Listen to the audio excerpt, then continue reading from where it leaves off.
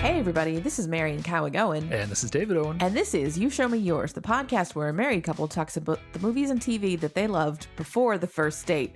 Except for this month, when we're talking about stuff that we loved after the first date. Yes, we're opening the doors to include things after 2003. And yeah, that means we've been together a long time. Sorry, I don't know what to tell you. So this time, I was made to watch Mad Max Fury Road. Mm-hmm. My heart rate is still elevated. What? Yep. Yeah, so officially we call this After the First Date month. We do it in the month that we met, April. And so you'll get 4 episodes this month of movies after the first date, after 2003, like Marian just said. So Mad Max Fury Road was my first one. It is, of course, the 2015 George Miller directed sequel to the Mad Max trilogy. It's a little bit of a gray area. The movie was written to be the 4th Mel Gibson Mad Max movie and then was in production hell for like 10 or 15 years before it finally got made, at which time they shifted gears. So yeah, it's a little bit weird, but regardless, it's a great movie. It is a basically 2-hour chase scene. Yeah, like that just kept going and going and going and going. And there was, most movies, even most action movies, there's a part where like they pause. Yeah, you have some character development, but like no, they just kept going 60 miles an hour the whole time. And there's a little bit of that. There's a little bit of little. that, but yeah, it's not much. Yeah, the story goes that George Miller was crossing the street in L.A. and was struck with the idea for a movie that was a 2-hour long chase scene, and it would be a Mad Max movie. I don't know. Okay. I don't know the accuracy of that or not. Okay. But question: where do I know George Miller from? Did he do the Spartans 300, whatever that movie was? Nope. Okay, because it looks that's similar. Zack Snyder. Okay. No, you know George Miller from the first 3 Mad Max movies, of course. No, you don't. I don't. No. You might know George Miller's other work. George Miller is has a crazy CV, if you will. Okay. He did the Mad Max movies. He did like Witches of Eastwick back in the day. Also, Babe, Pig in the City. What? Yes. Yes. That is quite a range. Well, you ready for a little more range? Oh dear. Okay. In that Happy Feet. Both Happy Feet movies. Yes, George Miller, famous for directing crazy, gritty action movies and children's movies. So, which one of those is the exception, and which one is the rule? I think he's directed less kid-friendly movies, like in toto, but he is probably prior to Fury Road, which has kind of hit the high watermark of his career. He was probably most famous for Happy Feet, for being the guy that created Mad Max and Happy Feet. Wow. Okay. Yeah, it's pretty crazy. I mean, credit for a range. That's because Yes. I haven't seen Happy Feet, but I adore Babe. So Yeah. Oh yeah. Well, Pig in the City. oh, The I haven't second seen Babe. that one. You haven't seen Babe, Pig in the City? No. Oh, it's great. Okay, so that's coming in May then. I'll gladly show you Babe, Pig in the City if you haven't seen it. I haven't. It's not as good as the first one. No, but it you couldn't can't possibly be. Right, you can't duplicate the charm of the first one, but yeah, it's still in its own right. It's a great continuing adventures of Babe. Yeah. Okay, but back to the continuing adventures of Mad Max. Of Max Rockatansky. Yeah, I feel like I could have lived without him having a last name. He's always had a last name. Did it have to be that one? Yeah. Well, yeah. I mean, like we'll delve into like the origins of Mad Max a little bit, but like Mad Max was just literally like the first thing that George Miller did. Like George Miller was a medical resident in an emergency room. And shortly after finishing his residency to be an ER doctor, he wrote and directed Mad Max. Again, range. Yes. But wow. Actually, it's kind of funny. I don't want to get too off track, but it's kind of funny. The inspiration in interviews, he said the inspiration for Mad Max, it started out as a contemporary movie about a journalist who slowly loses his humanity because he keeps going to these accident scenes and seeing like all these horrible accidents. Because at the time in the 70s in Australia, the car culture was like run amok and there were lots of horrific accidents because people were street racing and doing all kinds of stuff. And he was going to those and responding as a doctor. You're seeing those in the ER. during his residency, and he thought of the idea of a movie where a reporter keeps going to these things and he's being pushed to the limit, and then what would be the thing that would put him over the limit and truly make him mad, which would actually be his own family dying in one of these accidents, and him showing up to the scene and to report on it and realizing who it is in the accident. Oh wow, I feel like that would still be a good movie, like without much tweaking for these days. But that slowly, as they realized that they were not ensconced in the film industry, they weren't going to be able to get funding. They realized, well, there's a lot of like abandoned buildings and large stretches of mostly unoccupied road outside of Melbourne. We could film there. And then that just sort of evolved into a near future apocalyptic movie. And that's when it became the Mad Max that we know today and spawned the whole franchise and that whole deal. And gave us Mel Gibson. Yes. Who, as you were saying this, lost his family, blah, blah, blah. I'm thinking of his character in Lethal Weapon. And as we said, when we watched that movie, there were hints of the unhingedness yet to come. Right. Mad Max. Yes. When people tell you who they are, believe them. He's not, apparently not stretching when playing someone on the other side of, the sanity exactly. Someone who's gone beyond unhinged. Thunderdome. Yes, quite. But Mel isn't in this one. So. No, he's not. And it's an interesting story. Like I said, we'll focus in here. Let's get through we're not even really through the intro. If you haven't seen Mad Max Fury Road, it is about a post-apocalyptic future where we're in Australia, and effectively people have reverted back to sort of a tribalistic ways. There's still enough knowledge and enough technology that there are cars. Most of them are like really old cars, and they've been sort of hacked together. And cars have sort of become this like pinnacle of the civilization that we're seeing here.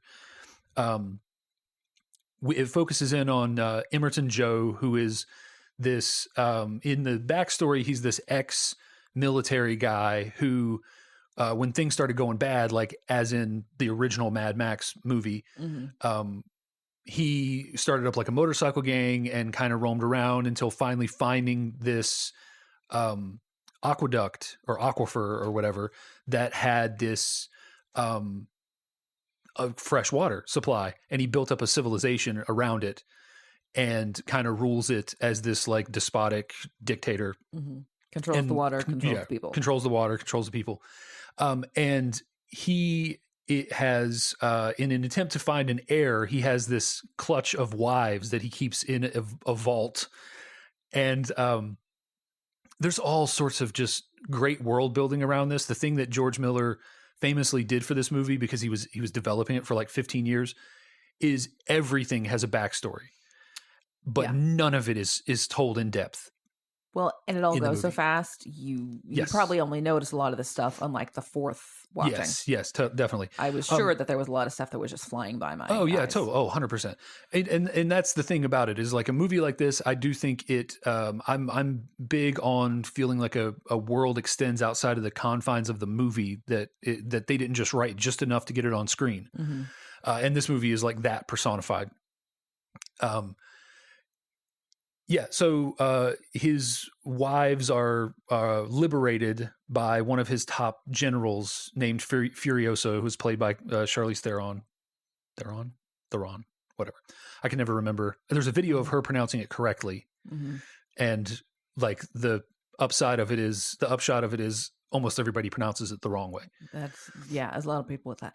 Speaking of, so you mentioned that this is set in Australia. We've got actors from all over, and a lot of them are mostly using their regular accents. Well, she's originally South African, and she didn't sound like it. So is she just lost her South African accent, or was she speaking American English on purpose here? I don't know. I don't think she has. I've watched her in interviews, and she doesn't have an accent. So she either never had it. Okay. Because I've never heard her speak with it. I don't know if I have either. Yeah, so she either never had it or she shed it purposely. Because I've seen her in like in the lead up to this, I was watching stuff and she was doing interviews and she did she didn't have an accent. Okay. Yeah, it's kind of weird because in the original American release of Mad Max, they felt that Mel Gibson's Australian accent was too pronounced, so they dubbed it. So in the original like theatrical versions of Mad Max in America, all of his lines are overdubbed. Oh. And then by the second movie, he was enough of a known name that they stopped. So like from the beginning of the second Mad Max in America, which in America is called The Road Warrior, he has an Australian accent. Huh. And he has the accent throughout until Tom Hardy's portrayal, which is not an Australian accent, but also not Tom Hardy's regular speaking voice. You know what's funny? And I know we said we were not going to talk about Mel Gibson anymore, but you know what's funny about him? So he was born in the US and lived in Long Island or upstate New York somewhere until he was like 10. And then they moved to Australia. So weird. It's unclear why he has had an Australian accent, unless it was, I mean, his dad is Australian, I think. Yeah, I mean, there are people, there are American kids that I've met in school. There was a guy that I went to high school with that had an accent, but was not from the place. Like it was like some kind of African. Yeah. Anyway. But yeah. So, you pick it up from the people you're around, but maybe that's it. But yeah, so anyway, these wives are liberated by Furiosa, one of his top generals, and the chase ensues. They're going to the Green Place, which is the place Furiosa's originally from, and she has filled the wives' heads with tales of the Green Place, which is, she says, 7,000 days, which is something like 21 years or something, like 22 years been there, that she's been with Joe. So it's been 20 years since she's been at the Green Place. But the things that, and then that's the crux of the movie. Max is almost a secondary character, like in this. As he is in a lot of the movies. In the second movie, for instance, it focuses around a group of survivors who are refining gas, and he just sort of happens upon them and helps them out. In the third movie, he is in Thunderdome, and he also encounters the kids in the crack of the earth, not the crack of the earth. That's a whole different thing. So he's always sort of this wandering hero that like comes in. And one of the things I told you going into this is think of Max as a campfire story. Like it's people gathered, or these primitive humans, pseudo primitive humans gathered around a campfire telling a story about 10 years ago or 20 years ago when they encountered Max. Like they encountered this hero, kind of like a Jack sort of thing from like, from the 17 and 1800s. You had all these Jack tales of like, Jack and the Beanstalk. Okay. I was completely confused what you're going for. Okay. Yeah. So like, it's like that. It's like a mythical character that you're telling stories about. And then becomes a little bit larger than life. Right. So. And like I was trying to tell you, it doesn't, like in the beginning of this movie, he explicitly says he was a cop and he has knowledge of like the world before the fall, which in the context of this movie would have been like 30 years ago. Even though they've done some like timey-wimey stuff with it in some ways, they try to reframe it to fit his age. Like instead of following the timeline of the original three movies where the mid 80s is when everything went to hell. They kind of moved that up to the 2000s. But it felt a little bit like all the Jack Ryan movies. Yeah. Because the books were written out of order in terms of Jack Ryan's life in the CIA, and then the movies the same thing. So there are like 3 or 4 movies where Jack Ryan becomes a CIA agent. And they're all out of order, and you're not going to find any canonical timeline. So just enjoy it. This is at some place on the timeline. It's all very vague. Well, don't think about how it fits together. It is and it isn't. I mean, yes, 100%. That's a good example of like how it's just sort of whatever. But this one is definitely the 4th Max adventure. Just in terms of the way things go down. The state, like one of the things you can track is the state of the Interceptor, the car that he has in the beginning of the movie. Oh, okay. Like he has that, like that Interceptor is done. It gets destroyed in this movie. He has that in the other movies. So those had to have taken place before.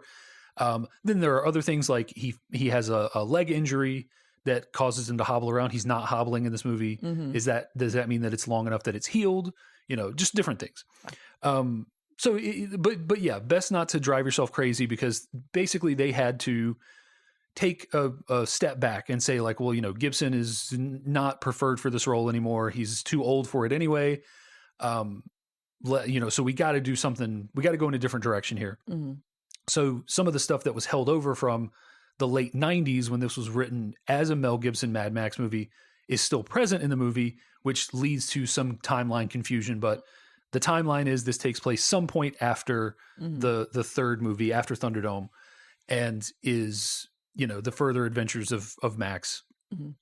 But yeah, so the movie is just a big long chase, and it involves Max, who has been on his own in the wastelands for long enough to sort of become feral.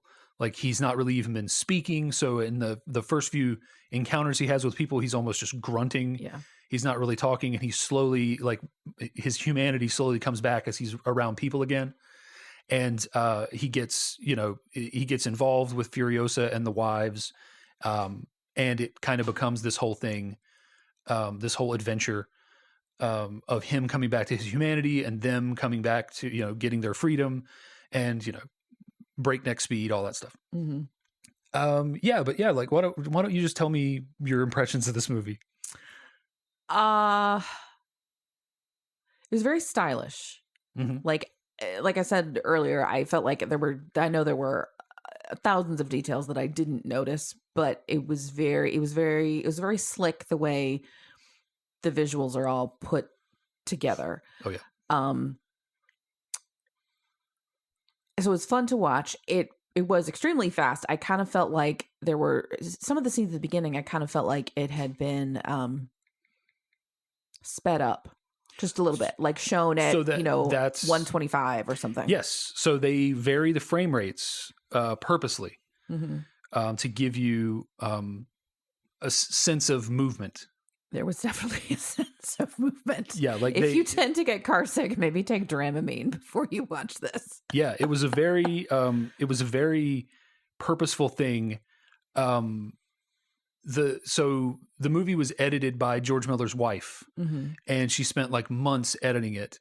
And she did these really interesting techniques, forgetting about all the visual treatments and stuff, but she did these really interesting techniques that are like, I don't want to say scientific in nature, but they're like about how the eye tracks things. So she has this, the movie is edited in such a way, like, I don't know if you felt this, but the movie cuts constantly and moves constantly, but you never feel confused. You're never like, oh, that was what? Wait. And movies that do too many quick cuts in succession that don't respect the way the eye naturally has to get an idea of what's going on the screen cause that kind of confusion. In this movie, they kept most things center frame. And when they didn't keep it center frame, they purposely moved your eye back to where they wanted it in the next major scene or next major cut by panning the camera or by inserting like 3 shots in a row, one where you're focused on a character that's on the left side of the screen and then a little bit more towards the center and then the center. Okay. So a series of cuts that literally moved your eye. Like I've seen some stuff with eye tracking in this movie where you can see like the eye, instead of you show somebody like a Jason Bourne movie and the eyes darting around left to right, trying to keep up with what's going on. Yeah. This movie, the eyes is just like on a very smooth, it's moving where you want it. It's mostly staying in the center of the frame. And when it does move off to left or right, it's gently brought back to where they want it. And then it stays center frame for a while. So like the stuff that I'm pretty sure she won an Oscar for the editing on this movie. Well, I saw before we started this, that this was nominated or won 6 Oscars. Yeah. It's one of the few action movies to be nominated for an Oscar for Best Picture. Like there have been like 30 Marvel movies and their first nomination is this year for Angela Bassett for the Wakanda Forever. So, like that's how hard it is to get, these are some of the unquestionably most successful movies, these Marvel movies to ever happen. And they haven't had any Oscar nominations, until now. So yeah, I mean, it's Margaret Sixel is her name, or Marguerite, I think, I'm not sure. But yeah, she just knocked it out of the park. Like the editing, the way they did it, that they kept it so fast. There was something like 450 hours of footage to cut down into the movie. Oh my gosh. You know, and there's stories of like on the set on the day they would spend all day setting up a shot, and they would film for like 3 minutes, and then George would be like, I got what I need. Oh my You know, gosh. and then you just be on to the next day. Yeah. Yeah. But anyway, sorry. Like we had a little digression there. You were still talking about the movie itself. Yeah. Well, I think there were times when I was confused to counter your earlier assessment. But that was more about it's going so fast. People are talking fast. People are talking with engine noises over them. I couldn't always hear, you know, so it was more of that stuff. Yeah. I will take without argument your point about never being visually confused and the smooth eye flow and all that stuff. Yeah. I would love to watch some of the scenes again then and like watch if I how they move yeah. things from oh yeah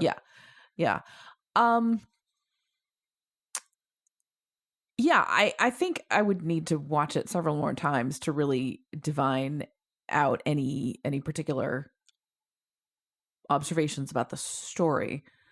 But just it's a little mind-blowing, all of it, and I am not even using that lightly. Like it's just you need a little bit of time afterward to let your brain cool down. You do. I mean, but I think you can see why a lot of people came out of this movie and were just like gushing over it. Yeah. Because it just feels like something that you don't see in modern day. It's full of real car stunts, you know, real vehicles. They made like 150 vehicles for this movie. You know, so it's a movie unlike anything that gets made these days. You know, something as famous for its car stunts as Fast and Furious, like 50 to 80% of the cars are CGI when they're doing stunts in those movies. And granted, they're doing things that cars can't do. And that's actually one of the George Miller's marching orders. And one of the reasons that he wanted to use real cars and do real stunts is he never wanted to defy physics. And when you have a fully realistic CG model of a car, you are tempted to defy physics. And he never wanted to defy physics. Yeah. So it just wasn't an option. You know, these scenes where like you have two of these like big rigs that are side by side and a car is getting crushed between them, like that's just actually happening. And when that car flips out and flies out of there, like that's just actually happening. Oh my gosh. Like, you know, the guys on the poles that are swinging back and forth, like that's just on this day on the set, that was just happening. That was kind of fascinating. That was for about half a second. I was like, I would like to do that. Yeah. No, I don't think I would. But like 25 years ago, sure. Oh yeah. Absolutely. Yeah. But, and granted, you know, there were wires and there were, you know, like one of the things that people will say about this movie is there's no CGI. There's tons of CGI in this movie. They'll sort of mistakenly say that because they don't fully understand. Like, it's all real. There's no CGI. There's tons of CGI in this movie. There's tons of digital compositing. But when you see a car ram into another car, that happened on the set. Yeah. Everything behind it was not there.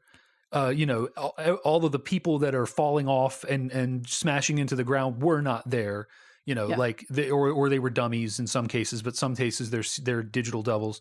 It's like you have a magazine shoot with a celebrity and like there's no Photoshop. No, there's some Photoshop involved. I guarantee there's something. It just means we didn't lose 20 pounds off our hips. Like it's naked makeup. You know, it's you know, it's.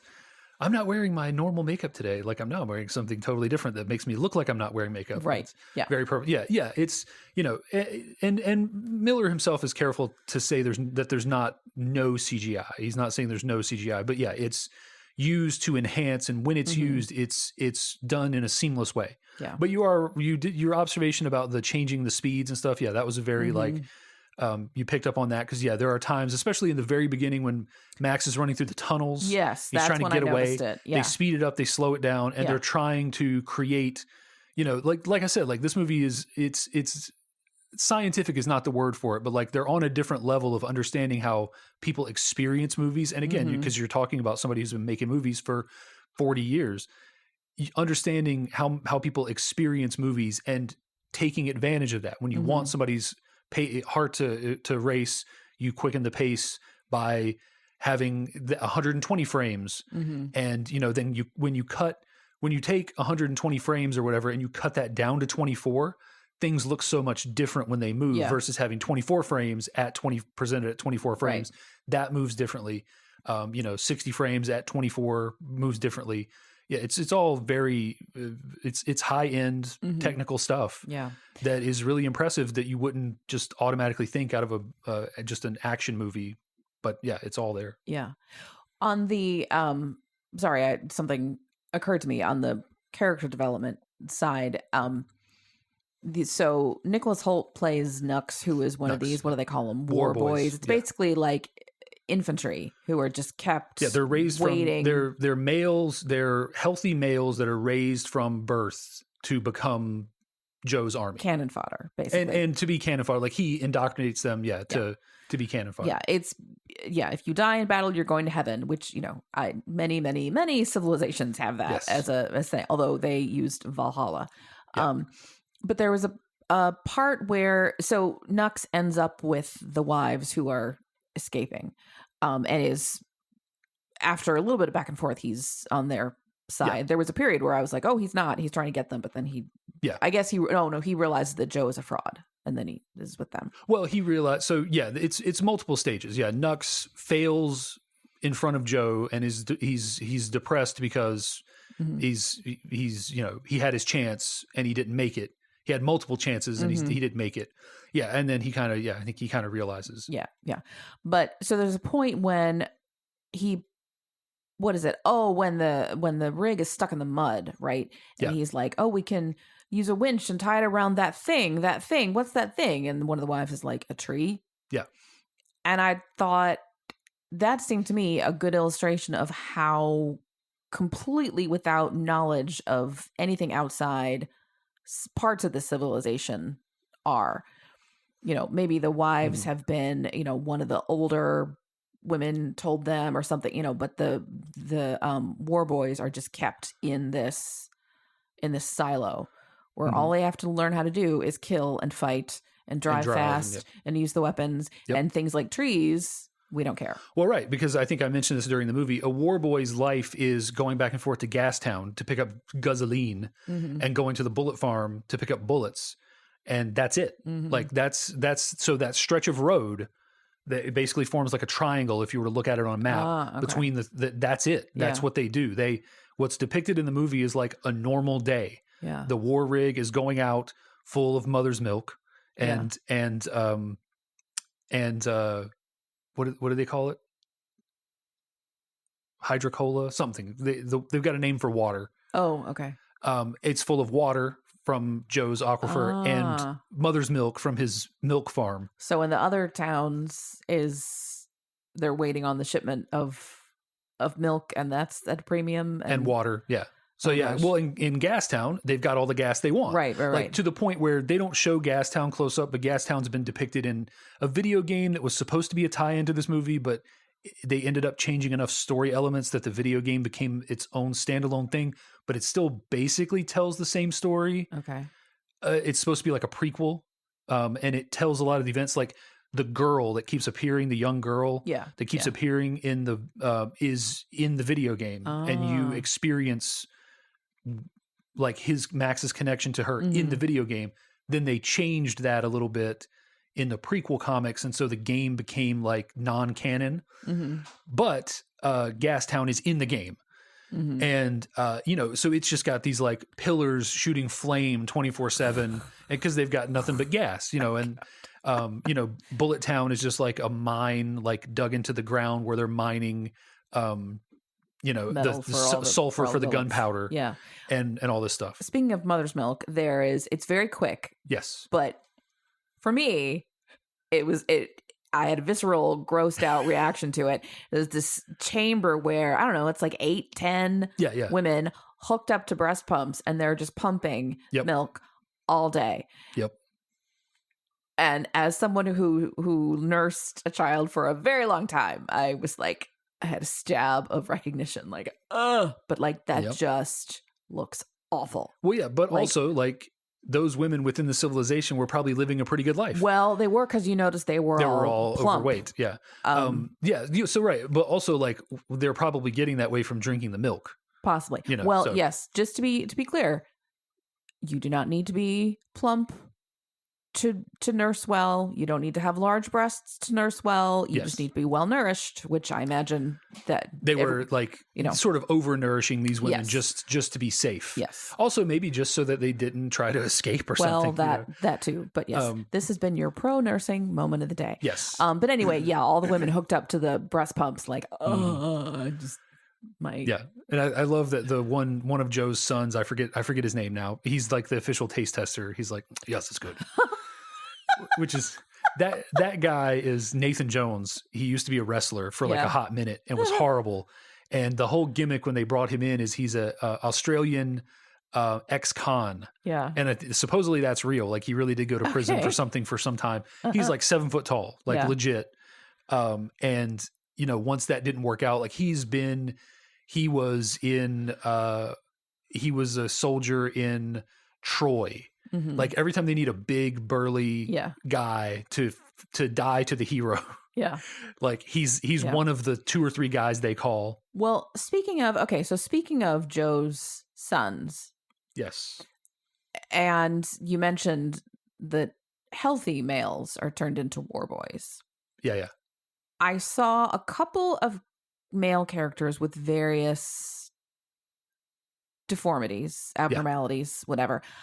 I hardly saw any female characters except for the wives and the wet nurses, and then all the like the rabble down below. But what happened? Why are there no women up top? Up top of what? In the ruling class. Do I want to know? I mean, well, you can extrapolate, right? They probably view them as too weak to be war boys. And it's a patriarchal society. Yes.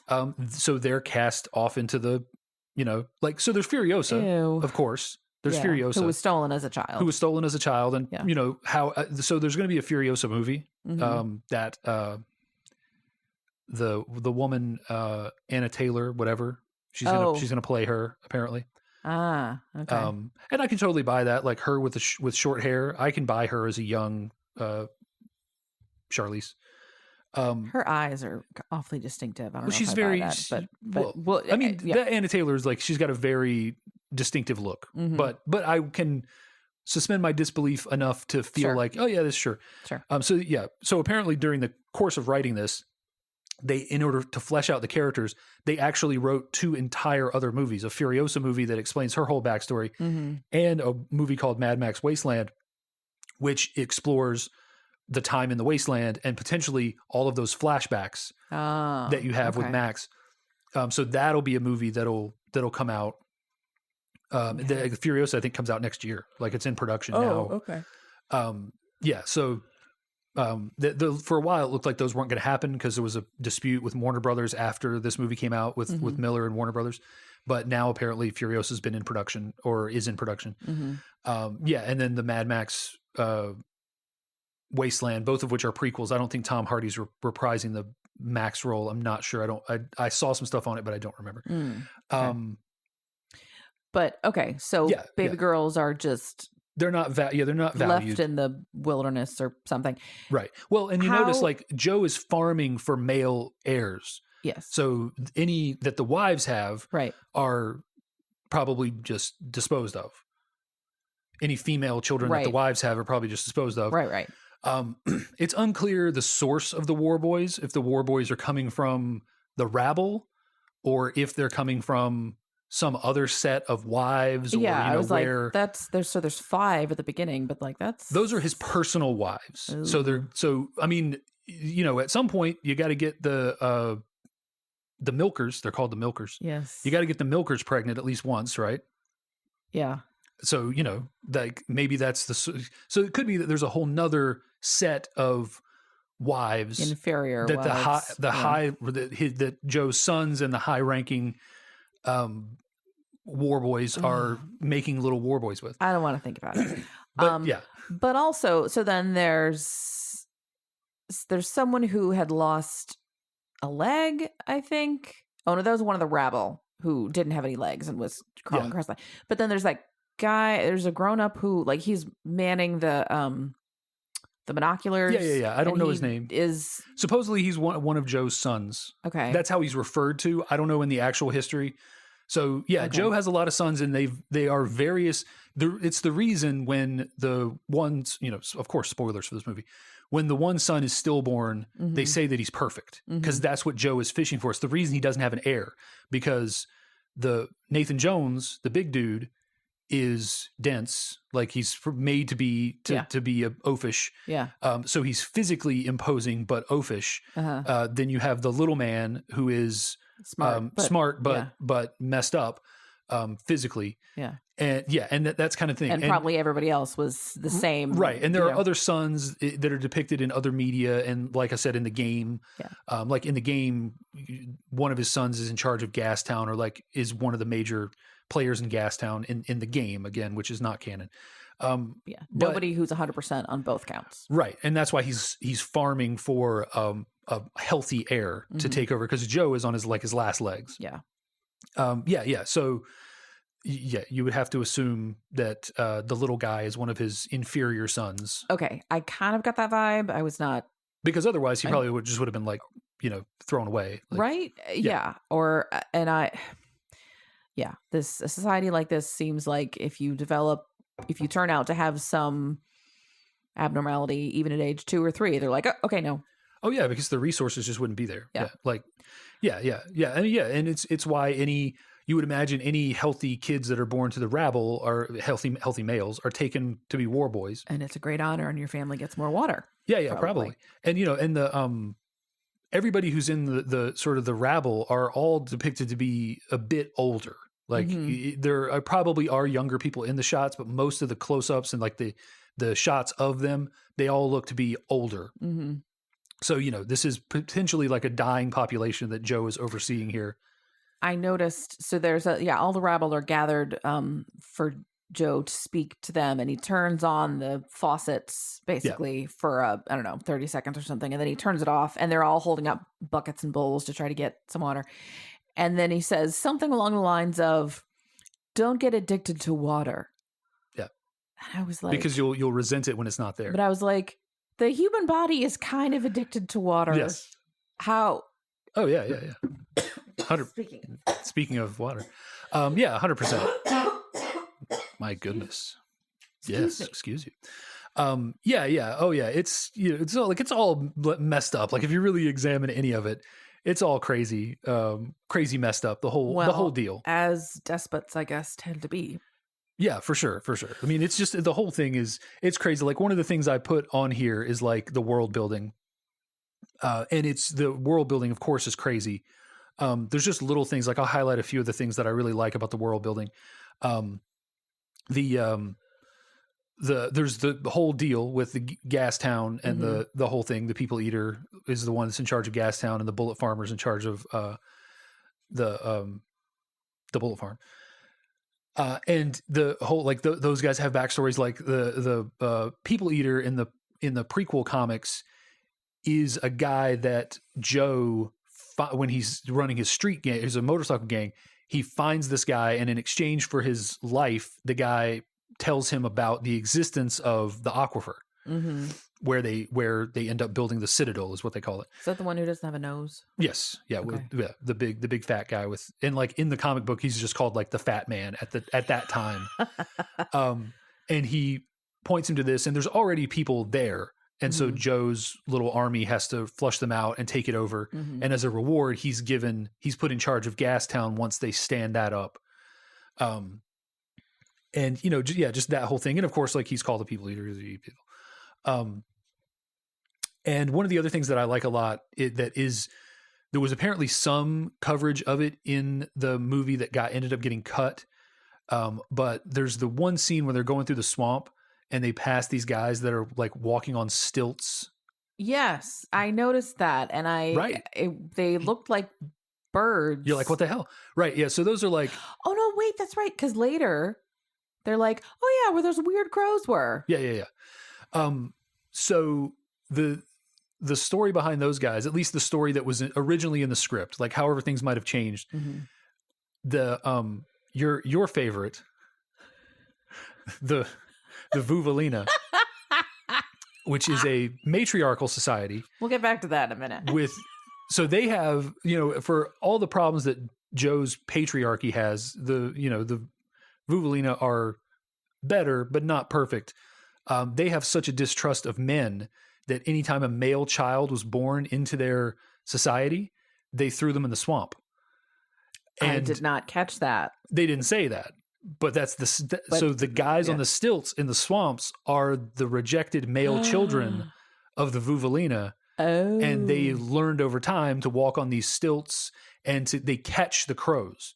So they have these nets that they throw out to catch the crows in the swamp. So the Vuvalina fled the swamps because of the crows that came, and then threw their male children into the swamp, who managed to survive. Oh. And now they live in the swamp and they catch the crows and eat them. Oh. And those guys, of course, those guys have a whole backstory. Yes. They are on the screen for less than 30 seconds. Oh gosh. And there apparently were storyboards that may or may not have been shot of them catching crows as they passed by, and kind of, watched them catch crows as they drove by. Oh boy. Okay. So, Okay. yeah, and the world buildings, all of that stuff is that, it's just thick with all kinds of crazy stuff. And when you go back into the Mad Max catalog, it's just full of that. It's full of all these different crazy things and all this world building. And it's like catnip for me. It's right up my alley. Yeah. Because I love a movie that just where there's more there than what they're presenting. And there's an entire society that exists in this triangle of the Bullet Farm and the gas town and the Citadel, this whole way of life. You look at Joe, and there's these weird attempts to set the movie a little more contemporarily. Like, he's in rough shape. You got to assume because it was some kind of nuclear war, there's, still some radiation, residual, whatever. People have a lot of sores and cancer.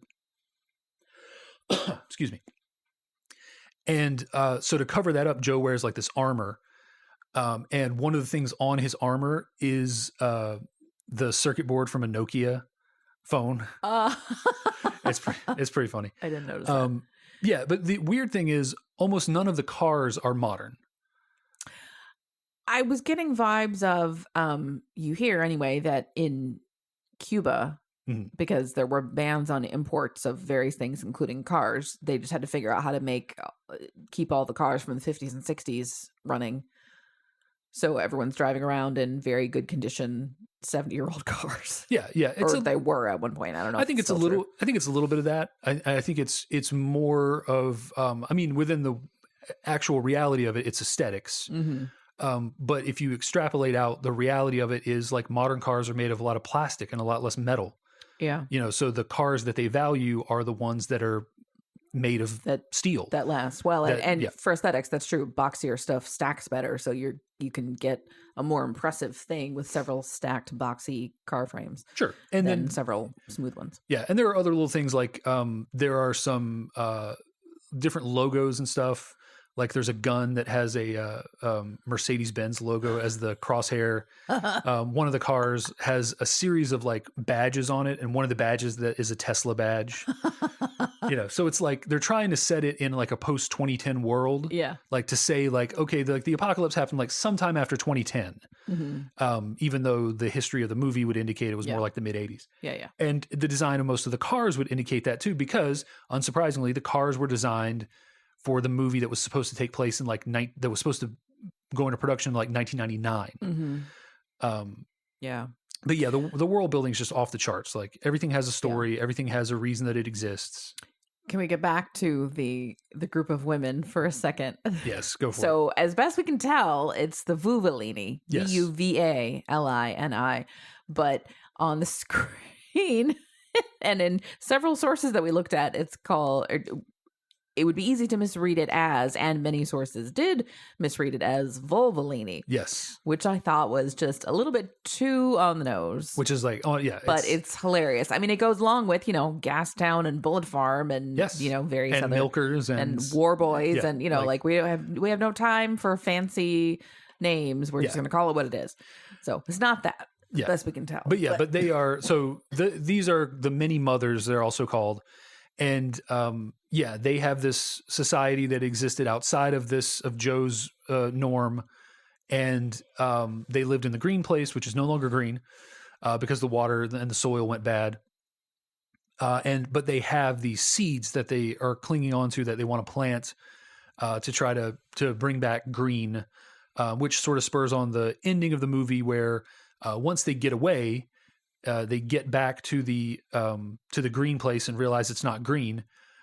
They're gonna just try to go across. I think it's called the Plains of Silence or something. It's a salt flat. Yeah, it's a salt flat. Yeah. And the reality is there's not going to be anything on the other side of that. And Max speaks with some sort of authority, potentially having been all around it in his time where he was wandering the wastelands. And he stops them and is like, no, we should go back to the Citadel and take it. Because, they're all the war boys are away. Like we could potentially get there, take it over, and then by the time Joe gets back, we've got the advantage because we've got it. Because Joe is dead, but like you got to wonder what about his forces? They're stuck on the other side of this narrow pass in a ravine, but they're going to get through eventually. They got through when it was collapsed with rocks, so they're going to get through eventually. How's that going to go? Who knows? But yeah, so the mothers, many mothers, they're an interesting group. They're just like a bunch of badass grannies. Yeah, they're the kind of woman who like they've been turned into leather, and nothing phases them. Yeah, and they're very good shots. And, yeah, they're great. Yeah. They're great. But actually, I wanted to touch on something that you said earlier, where you were talking about the wives and maybe someone telling them about stuff. That's actually more of that world building stuff that you don't see. That when he goes into the vault where they are, one of the things that he was doing with the wives is he was, whatever his belief was of why this would be helpful, I don't know. They knew how to read and they had books. They had all kinds of books. And so that's part of the reason that eventually they fled, because he let them educate themselves. Probably something about this way you can teach your children to be better warlords, right? Exactly, like that, exactly. But that was the thing, like because when he comes in, they've written stuff on the floor that their children won't be warlords and they're not property and stuff like that. So it's not just that they have an older woman there with them who could have told them that stuff.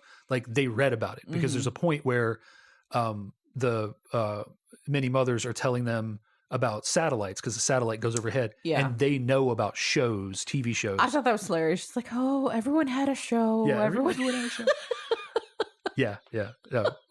But yeah, it's more of that interesting world building, that they were actually educated. And that's the reason that eventually they wanted to flee. And I guess, through obviously years of trial and error, he has been trying, and maybe he thought at this point, I've been keeping these women, the previous wives, I've been keeping them locked up and, they're miserable and all they bear is grotesque offspring. Maybe if I give these women clean water and good, cause everybody marvels at how like clear their skin is and how they don't have any tumors. And, so they're kept safe. They clearly get to bathe every so often and their clothes are clean. Yes. Yeah. So, he, through his own attempts to get a better offspring, have resulted in his own downfall there. But the movie has, it has obvious themes of patriarchy versus matriarchy because you get a feeling that the world that will exist with Furiosa in the Vuvolini in charge of the Citadel will be very different. They turn the water on and just let it flow. They have the seeds, so they're going to seed everything. They're going to seed everything. Joe already has kind of hydroponics that he's doing, but that's not for everybody. That's just for him, right. And his people. So you get the feeling that they're going to install a much more beneficial society for everybody. And the themes are like super of this movie are like super laid bare. Like no one's trying to hide it. Like Joe is the evil patriarch who is controlling women. Seminar to tease this out. Yeah. And and then they're fleeing to a society of all women. So it's that is the dream land. Speaking of though that, I'm glad that there was no attempt for a romance. Well, Oh dear. Well, so the ending of the movie is a little bit jarring. Okay. So well, sure, because he just leaves. But but at first he's on the platform with them yeah, and he's going up. And then Furiosa looks for him and he's down in the crowd yeah, and he gives her a nod and he disappears into the masses, yeah. which is, that's what Max does. Max is a wanderer, Right. a wandering hero. He's off to the next adventure, right? He can't be tied down. The original script has them end up together. After he saves her, he realizes, like, this is the thing I've been looking for. Says I need to learn to love again. Sure. And for the arc of the character, that's kind of true. Yeah. He lost his wife and son in the first movie to the biker gangs. And, that's sure. Like, he's been out and alone for all these years. And yeah, like, I could buy that ending the same, because it's not like, it wouldn't even have to be explicit, like they kiss. It could just be that he stays with her, and you assume something will probably develop between them. Yeah. Well, even then it could be, a partnership. Yeah. And not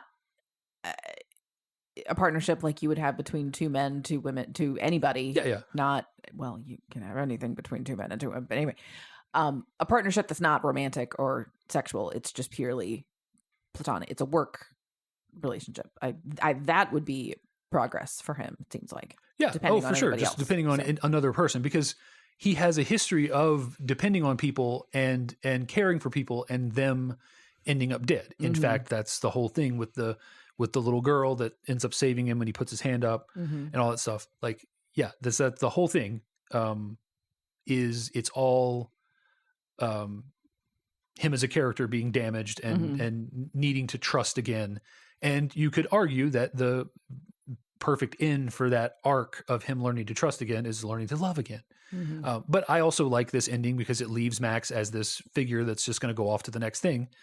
And you can, like, there is a world where you can get far enough away from the first three movies that people will stop caring about the continuity. And you can just tell Max stories and you can be unclear about when it's set. You're just telling these stories about this hero that wanders the wasteland and nobody really knows what his origins are or where he came from. Maybe there's a rumor about Thunderdome, or he used to be, I can't remember he's a member in the first movie. He's a member of a highway patrol that's been set up in Australia to combat all of the highway violence that's happening as people are like trying to steal gas and all this stuff. I think it's called the MFP maybe. But yeah, like he used to be this MFP agent, and so there's you could have all these rumors about him, but that just kind of means that each movie starts with people around a campfire telling stories about the time that their tribe encountered Max, and like it becomes this open-ended thing, and it stops mattering. And he can be old, he can be young, he can be whatever. Every time he can be played by a different actor. It's just more and more Jack Ryan, honestly. Yeah. Oh yeah. Production wise, there's a lot of problems with this movie. One of the things is very early on, George Miller was dead set on Heath Ledger playing Max in the 2000 realm when the movie was supposed to be made. Because he's Australian. Yeah. And so it made sense to him. He wanted another Australian to take the role. Yeah. So once Mel Gibson was not going to take the role anymore, that he moved on to Heath Ledger as like the de facto next. But the 9/11 also canceled this movie once, apparently, from the stories that you hear online. So they were gearing up for the Mel Gibson version in like 99, 2000. Yeah. They got ready. They were all ready to go. They were ready to shoot. They were getting ready to shoot. And then 9/11 happens. And because this was all being done through American movie studios, when the dollar fell, in relation to the Australian dollar, it lost 25% of its value. So they immediately lost 25% of their budget if they were planning to shoot it in Australia. Yeah. So it got shelved there. It was supposed to be shot again, I think in like 2008 or 2010, with the casting like done. I think it was. I think that was even Tom Hardy and Charlize Theron. Like I think those people were already in place at that time. They were going to shoot it in Australia. When they got ready to shoot, these like once in a century rains came. Oh gosh. And literally turned the desert green for like years after. So now they can't shoot it in. That's very inconvenient. They can't shoot it in Australia. In the outback. Yeah. They end up moving it to Namibia and where they shot it eventually. Oh wow. But yeah, like just the stuff that the stories of this, you know, and of course Mel Gibson running into all his troubles in the early 2000s derailed that part of it. Yeah. Yeah. So, and eventually he just was no longer attached to it. Yeah. So like this movie was just production hell, several different issues.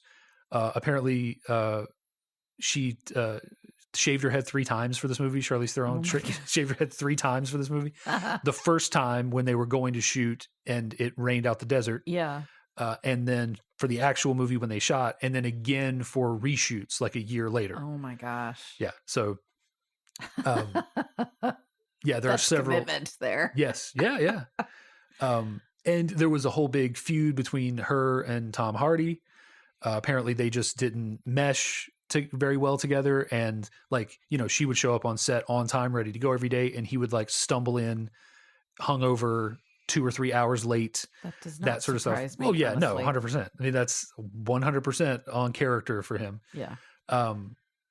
So they had a lot of like conflicts, you know, just, yeah. But the thing, the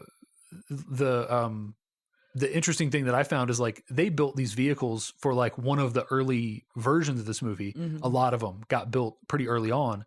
So they shipped these vehicles like around from Australia to Africa, like several different times. Gosh. You know, so, and that's the carbon footprint of this movie then. Oh yeah, it was horrible. Yeah.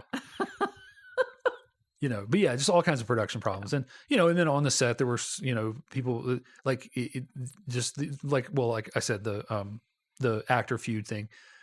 Yeah, but it's just, it's amazing that the movie got made and that it ended up being as good as it was and just sort of, you know, universally praised, the kind of movie that you don't see a lot of anymore. And really, you haven't seen a lot of people try to duplicate it. I think there have definitely been movies where people have tried to make it a little more nonstop action, but yeah, I think it doesn't always seem to go over well. Like, yeah. So, I mean, just as a movie, it's just full of, great visuals and cool world building and, you know, it's just enjoyable top to bottom. Like, I don't really. Can we talk about, one of my favorite, and I think one of your favorite things sure. too, is the guy, basically this movie's version of the fife and drum corps. Yes. The music, the hype music that takes them into battle. The Doof Warrior. Oh my God. Why is it called that? That's hilarious. Well, yeah. So apparently a doof is a thing that is Australian slang for like a music festival. So keep working on that. Or That's like a not rave or something. That's not a good term. We it's can great. do better. Well, this movie, I mean, that's the thing about this movie that's so interesting, because one of the things I've talked about in our very first episode with Raising Arizona is how much of that like colloquial like slang that is thrown into that movie to make it sound like they're almost speaking a different language. Yeah. This movie's just filled with Australian slang and you know, local sayings and phrases and stuff. So it's just, yeah, like the Doof Warrior, like it's just great. So he's on this like big, well, he's on, they've got these like sticks that some of the guys when they're fighting can like bounce in and out of other cars and things like that. I think the guys from the Bullet Farm, they do that. So he's kind of on one of these sticks, or he's on kind of like he's a lattice. He's suspended from wires, like from bungees. Okay. But he's high in the air. Yeah. And then he's on the front of a rig, and then behind him are all these drummers just sitting there drumming nonstop, and he's playing a guitar solo, and it's hilarious. It reminded me of in the Polar Express when they're all up at the North Pole and the elves are playing music, and one of them is basically Steven Tyler. Oh yeah. Yeah. And it's something about the angle that they shot this guy at versus the Steven Tyler dwarf were kind of like that. So, and that's the only time I will compare this movie to The Polar Express. Right. Well, it is also a nonstop chase scene. Yeah. You want to know about the Doof Warrior? Oh God, do I? He's got a backstory too. Oh geez. So the Doof Warrior was born blind. Okay, because at some point, yeah, he had like a headdress on, and they pulled it off, and I thought I saw that he was with no eyes. Yes. So we'll get to the headdress in a second. Okay. So the Doof Warrior was born blind, and his mother is trying to take care of him, and she knows that like in any society she tries to blend in with, he's going to be they're not going to want him because he's not useful because he's blind. Right. So they end up living in these old mine shafts where it doesn't matter that he's blind and he can kind of thrive. Right. And they live off of like, rats or whatever. But apparently like they have a guitar with them or something, like an acoustic or whatever. Okay. And he teaches himself to play. And Emerson Joe is in the area at one point, hears the music, and takes them, and brings him, into the family. And why is I'm just imagining somebody going, "Hey Joe, you know that new sound you've been looking for? Well, listen to this." Okay, Yeah. sorry. I don't know where that came from. Anyway. So anyway, long story short, you're all right? I'm good. I'm You good. making- I'm just having a private little giggle. I'm fine. Yes. So anyway, long story short, Joe kills his mother Ooh. and takes her face off and makes it into the headdress that he wears when he plays the guitar. What? Yes. So what he's wearing on his head is his mother's face. Oh, that is cold. I know, right? Oh my God. And you got to think like it's like it's like he's blind. It's like that Dave Chappelle skit where He doesn't he's the only know. one that's black. Yeah. Like we just figured it would be easier for him and all the other blind kids if we didn't tell him he was black. Yeah. So you got to figure like someone didn't tell him. Joe was just like, I have this thing for you. It's a great honor I'm bestowing upon you. Oh, and my everyone's God. snickering because it's his mom's face. It's made of peacock feathers, and you don't know what those Right, you are don't know because what you've that is. never seen a peacock. Oh my God. Yes. Yeah. And so and That's he plays horrible. He plays in and gives us some diegetic music. That's a throwback. And it's interesting how they do it too, because sometimes you just think it's the soundtrack, and then they like pan by him, and he's playing what's coming out of the soundtrack. Yeah. So he's got a whole thing too. Like, wow. Well, yeah, I kind of thought, because you can teach yourself to play an instrument if you're blind. It's harder, but it's possible. So I thought, maybe that's what he, Mhm. Wow, that was way more dark right, than I expected. right, and that may or may not be 100% correct. That is what I read. That is what I read and saw. I saw it in multiple sources. Yeah. So I'm assuming. So and then that's the thing. So much of this stuff is almost like George Miller's headcanon, and some of it is written down and some of it isn't. So yeah, but that's the story that you get told if you look it up on the internet. So, okay, I have a bit of a complaint about that kind of thing. I Sure. really get annoyed when there's like homework to do to understand the full world of a movie, when there's like, well, there's this TV show and this webcomic and this thing and this like, no, I like, and if it's a graphic novel and there's been like a whole, like 70 years worth story and you're just distilling it, okay, that's fine. I get that. But like, don't make me do more work to understand the story. Sure. I don't like that. That's why I'm really not into Marvel movies, and I'm really not now that there's TV shows you got to watch. Like, that's a multi-week commitment Yeah. to get the like, no. I don't like this. Yeah, I know where you're coming from. I don't I do disagree because I love that stuff. But I know where you're coming from. I like a big world. I don't want to have to do the work. Right. So that's what I was going to say. I would argue that you don't have to do the work for this movie. You can watch this movie start to finish. Well, and yes. none of the extra material, like it's all there as supplementary. If you want to know how Emerson Joe rose to power, there's a preview comic. If you want to know what happened with Max and who the girl in the visions is, there's a prequel comic. Well, okay, but that's you know. that's like when your professors say, if you'd like to read this, you can, and you're like, okay, that's definitely going to be on the test. Then, Sure, since but you said if you'd like to, yeah, but I mean, all you need to know about the visions is that they're visions of a time, and they get this, I think, across really well in the opening.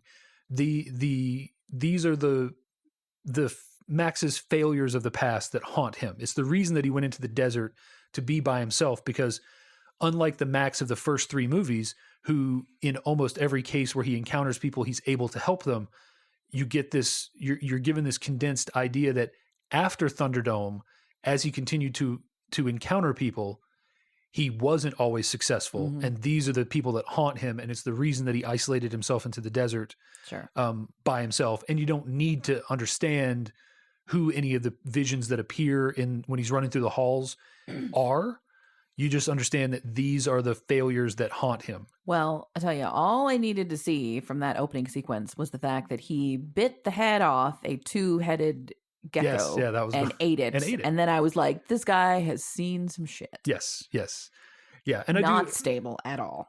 yeah. And I mean, I think we're pretty much wrapping it up, but like one of the last little world building things that I like is, and you can see it online, but they tattoo his back when they catch him. I saw that. And, you know, one, like With the thing his blood type and right. stuff. That's Yeah. the thing they want you to focus on, that he's O negative, he's a universal Yeah. donor. But there's other things on there like lots of scars, heals quickly, no tumors, clean urine. You know, they have the date that he was found. Like, and they track days as like days from the apocalypse. Uh-huh. So like he was found on day like 10,000, whatever. Yeah. You know, which puts us like 30 years out from whatever the apocalyptic event was. So if it Mhm. was 2010, the way they're kind of trying to imply with this movie, then, you know, we're in the 2040s in this movie. If it's not, then we're in the right time frame Mm-hmm. for the apocalypse to have happened in like 85 or 84, 85, something like that. Yeah. And so there's all this, you know, the tattoo's got all this different stuff on it. It's like information about him because he's just a commodity Mm-hmm. for them. Specifically, he's as they call him, a blood bag. Mm-hmm. But yeah. I mean, I think there's not a whole lot more. We've talked a lot about the movie. There's not a whole lot more to talk about. I mean, it's a ride. You would recommend it? Yeah. And I typically I would not have said that I would have liked this, but I really did. You just sit there and let it blow you back. Yeah, exactly. And it is truly a popcorn movie, like 100%. Like just, yeah, get your popcorn and just watch it. And, you know, I think it ends up having something for everybody. mm-hmm. I think some of the theming is geared towards women. The action stuff is geared towards men and women. Anybody can like action movies. But I think, you know, if you're going for stereotypical moviegoers, it's got a little something for everybody. And then it's got something for people like me who want this rich world that's been built around Mhm. everything. And also, if you do enjoy the movie and you play video games, I highly recommend the Mad Max game. It is overlooked and underappreciated. It is a ton of fun. It gets the car combat stuff that you would want out of a Mad Max game really right. And it gives a context to the movie that you can, in your own headcanon, you can connect to the movie Mm-hmm. if you want to, though officially it's not. But it's got all the factions. It's got the buzzards in it. The guys with the spiky cars, they're in it. The guys on the bikes are in it. You've got Gastown and all that stuff. Like, it's all there. Just the context of the story was changed to fit a version of the movie that came out. So I highly recommend that alongside the movie. And I stitched them together into my own headcanon Mm-hmm. of what the Mad Max world is at the time of the movie. Mm-hmm. But yeah, it's a good time. I do like a good headcanon. So, Yes. well, folks, we would love to know what you think about this. What does your headcanon tell you about the movie? Are there things that you like that we didn't mention? Do you like Vulvolini better or Vuvolini? Yeah. Either way. It's not pasta. That's all I know. We would love to know what you think. You can reach out to us to tell us in a couple different ways. You can send us an email. You can reach out on Facebook or on Twitter. And our handle is the same for all three. It's YSMY Podcast, YSMY for You Show Me Yours.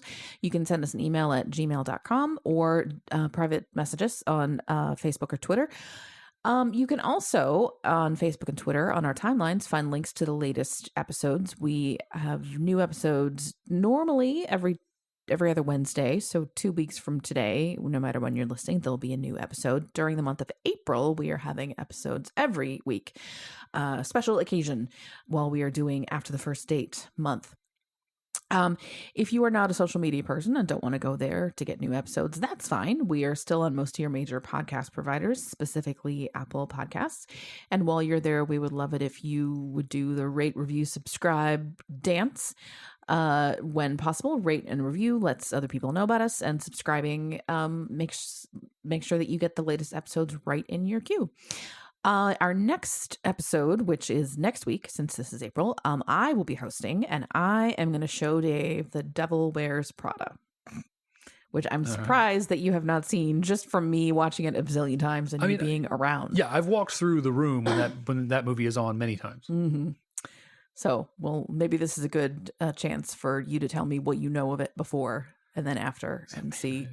We haven't quite given up on that feature. See how it goes. Yeah. Well, I would have known none of what happened in Mad Max. That's the problem with that feature that we're finding. Yeah. Yeah. So, all right. Well, we'll see you next time with The Devil Wears Prada. In the meantime, this has been You Show Me Yours. Thanks for listening. Bye. Bye.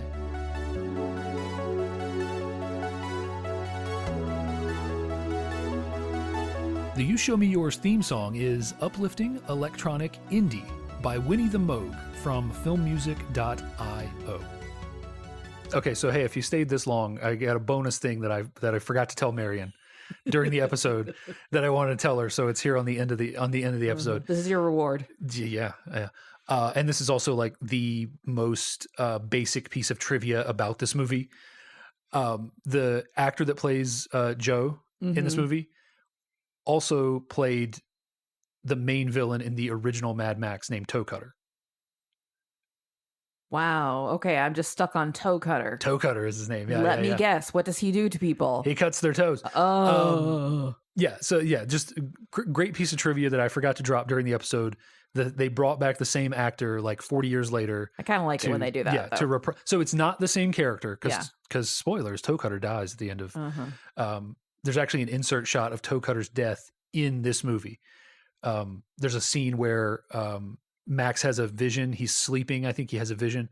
A bunch of hands try to grab him, and then there's like this quick shot of these eyes that bulge like out of the skull. That's Toe Cutter's death in the first Mad Max. That's nice. Yes. That's nice. So yeah, just like that's one of those, just the most basic piece of trivia. They brought the same actor back to play the villain again, though he's playing a different character. I like it when they do that. Yes. If you get it, it works. If you don't get it, it goes right over your head. Yep.